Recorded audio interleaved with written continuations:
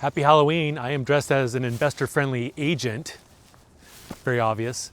We are touring, we're getting a very exclusive tour of an 8-unit deal in Redmond.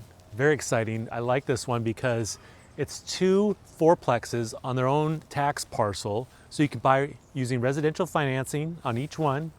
You could house hack these. They're 2-bed, 1.5 bath, over 1,000 square feet in a great part of Redmond. You're close to the software hub, Microsoft, right? Everything. Good parking. I mean, you get off-street parking. There's plenty of on-street parking. There's also carport, storage, 2 beds, 1.5 bath, over 1,000 square feet. This is a great opportunity for the right buyer. My clients are first-time investors. They are taking each one down. Now, they are being sold separately or as a combo group. But my clients are looking at buying both. I mean, the siding's looking a little dated and things like that. The roofs, you got a lot of big trees. These are things we look at too. I mean, just covered with leaves up there on the roof. So it's gonna be more maintenance on this deal, but I like it. We're gonna do a tour and I'll share some more info. Okay, we went inside the units and they look pretty great, like what you'd expect. Probably good tenants for most of them. We didn't get through all of them. This is just a sample because we're not even under contract, which is very uncommon for a commercial deal like this. But again, 2-bed, 1.5 bath. They have washer dryers in the units. You get storage, and so they're 1.75 each, $3.5 million for both. I think there's room to be negotiated if you buy both, but the price for each, if you bought them separately, right now is $175. And I can share some numbers for you as well. Watch this.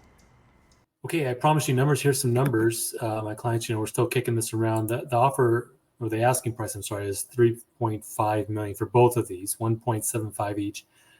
I'm trying to discount a little bit here. Maybe we come in a little bit lower, but they really want to try and stick as close to 25% down as they can. Some reserves, rates are peaking back up again. It's late October 2024. We're probably seeing closer to 7 at this point. I'm not sure. We could probably buy down the rate because they're going to owner occupy one of these, I believe, is the plan. And we'd probably knock out the earliest lease possible. We'd like to take out the cheapest rent possible, but we're going to take out the one that the lease is expiring the soonest.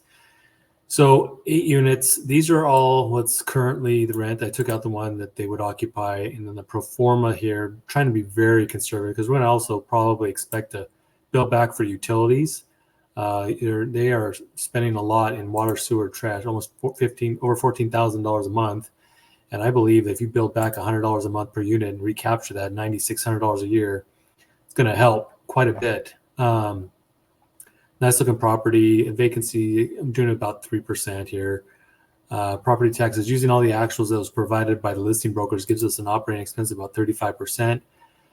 So we know that they can get 2275. That's one of the most recent filled occupancies there, so leases. So I conservatively stayed there, but we check Rentometer just for a quick, baseline. Also, we show that rent's pretty competitive for the area. 2,600 is the average, 26 the mean, roughly.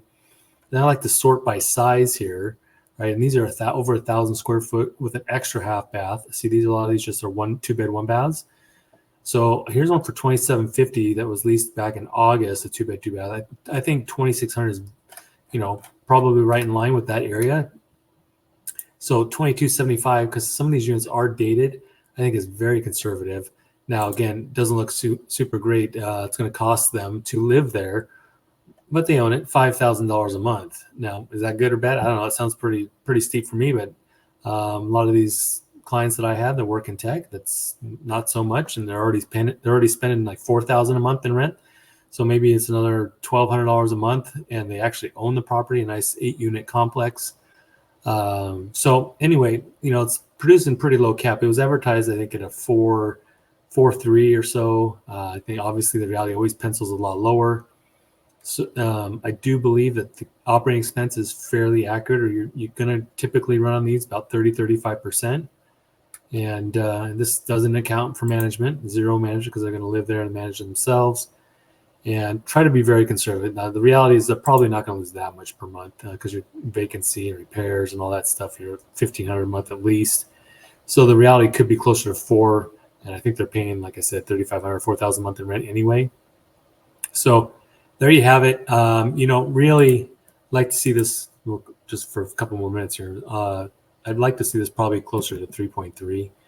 And we always use odd numbers because we're not trying to shotgun lowball, and probably do 30% down.